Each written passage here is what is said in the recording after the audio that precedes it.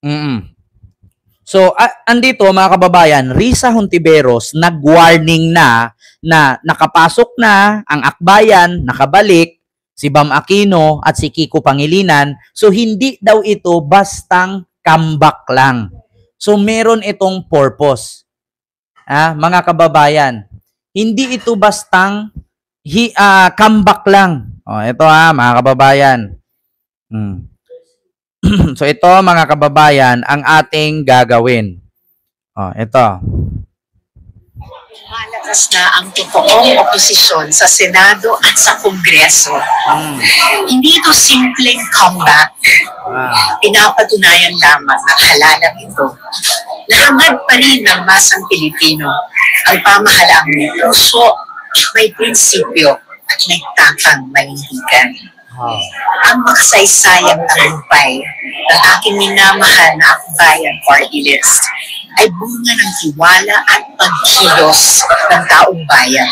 Once more, the Filipino people have brought bayan to the top of a very hard-fought party list race. Buong puso akong nagpapasalamat sa solid supporters ng akbayan sa pananatili at pagbitbit sa ating partido sa bawat sulok ng bansa. Sa mga bagong mukha na tumaya sa ating pagkilos.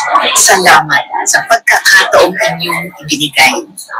At special shout out sa ating kabataang botante na nagsilbing game changer sa eleksyong ito. Welcome back rin sa ating mga kaibigan, sina Senator Kiko Pangilinan at Senator Bam Aquino. Kayo ang mga boses na kailangan natin sa Senado sa mga darating na araw. I look forward once again working with you for the good of the people. Siyempre, masaya ako at kasama ng akbayan sa susunod na kongreso ang mamamayang liberal sa pangunguna ni former Senator Laila de Lima sa pagsulong sa justisya, karapatang pantao at malinis ang gobyerno. Simple, malinaw ang sigaw ng taong bayan. Itaas ang sahod, ibaba ang presyo ng bilihin, at tiyaking may pananagutan ang nasa kapangyarihan. Kasama sina Senator Kiko at Senator Bam at ang akbayan party list at mamamayang liberal sa Kongreso, titindig tayo muli ng mas taas loob, mas matatag, mas handa sa hamon ng panahon. At sa milyong-milyong bagong kasama natin sa laban, maligayang pagdating, kaya natin.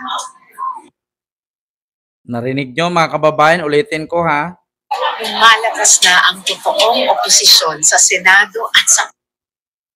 Sabi ni Risa Hontiveros, Senador Risa, lumalabas na ang totoong oposisyon. Sila naman talaga ang totoong oposisyon, mga kababayan.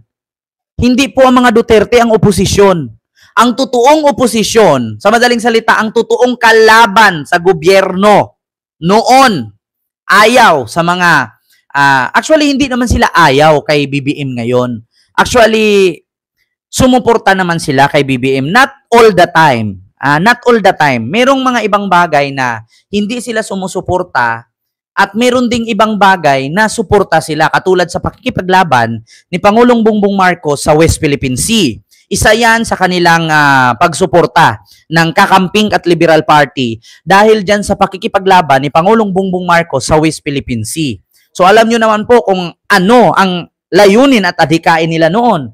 Kaya nga po isa sa kadahilanan na ipinakulong ni Digong itong si Senador Laila de Lima dahil po sa nangyari na nabuko ang kanyang gentleman's agreement at yung pag-iimbestiga ni Senador Laila de Lima sa mga extrajudicial killing case, yung mga ibinao nila dun sa kwari-kwari.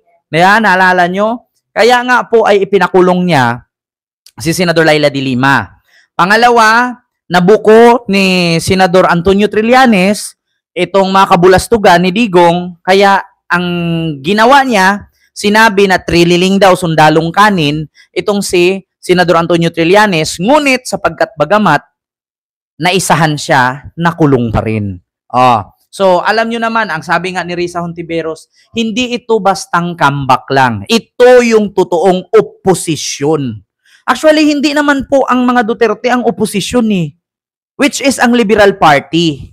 Ang sa kanila lang kasi, ang Liberal Party, tahimik lang sila. Bakit sila makikisawsaw sa gulo ng Marcos at Duterte na hindi naman sila kasali sa labanan?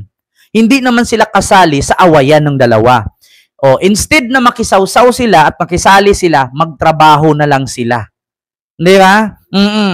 Nangampanya ng ayos. Hindi sumali sa mga bakbakan dito, bakbakan doon, siraan dito, siraan doon, parinigan dito, parinigan doon. Hindi sila sumali. Bagkos nagsulo, kumilos, inayos. Kaya sabi ko sa inyo, naalala nyo naman siguro mga kababayan, umpisa nung pag-vlog ko noong Nobyembre last year. Ano ba ang nakita ninyo sa vlog ko noong November last year? Mga kababayan, ito meron akong ipapakita sa inyo mga kababayan na kung saan ay merong ito. Meron akong video nung nakaraan na kung saan mga kababayan ay grabe po yung sinabi ko na patungkol sa iboto ninyo, much better na iboto ninyo ang liberal, no, na senador kaysa sa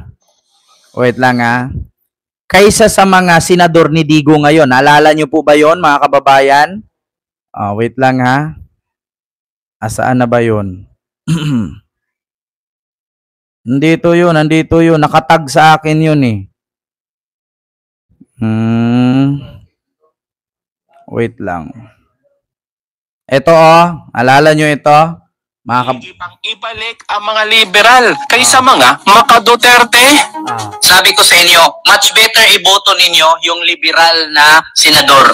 Simula nung pinalitan ni Digong ang liberal na senador, nagkandalit-silitsi ang Pilipinas. Lahat ng senador na pinasok ni Digong, ni isa walang naipakulong. Si Robin, walang kwenta. Si Bato, walang bata. Si Bungo, nagagala. Cynthia Villar, puro lang pangangkin ng lupa. Mga Cayetano, ganun din, puro daldal lang. Maliban na lang kay Risa Hontiveros. Kung hindi dahil kay Risa Hontiveros, hindi makulong si Alice Go. Hindi makatakbo si Harry Roque ng ibang bansa at magtago. Sabi ko sa inyo, ibalik ninyo yung mga senador noon. Mas maganda pa yun. Ngayon, mga senador ni Digong, buwaka ng iyang tawatan na yan. Asan yung pinagyayabang ni Digong dyan na magaling si Harry Roque? Bakit si Harry Roque ngayon pati yung asawa niya nagtago sa Abu Dhabi? Iboboto niyo pa ba si Kibuloy? Kapag hindi kayo bumoto sa akin, hindi kayo mapunta sa langit. Tangina niya, hindi nga siya nakapunta ng langit. Tapos ako, pabobotohin sa kanya para makapunta ng langit. Kuntog yung ulo mo, magkulong ka na lang dyan habang buhay. Hindi pang ibalik ang mga diba? Sabi ko sa inyo mga kababayan, November pa yan last year. Sabi ko nga, much better nga iboto nyo mga liberal na senador, may nagawa pa yun eh. Kasi kung tutuusin ninyo, lahat ng liberal senador, hindi ko naman sinabing sila talaga lahat gumawa ng batas. Lahat po talaga sila may nagawang batas. Oo, kung tutuusin na, almost majority sa mga liberal senador, lahat po sila may napatunayan, may nagawa. Sino bang nagpakulong kay Alice Go? Risa Hontiveros. Sino bang nagpatakbo kay Harry Roque? Risa Hontiveros. Sino bang nagpakulong kay Kibuloy? Risa Hontiveros. Asaan yung mga senador ni Digong? Di ba? Yun ang isa sa aking mga sinasabi.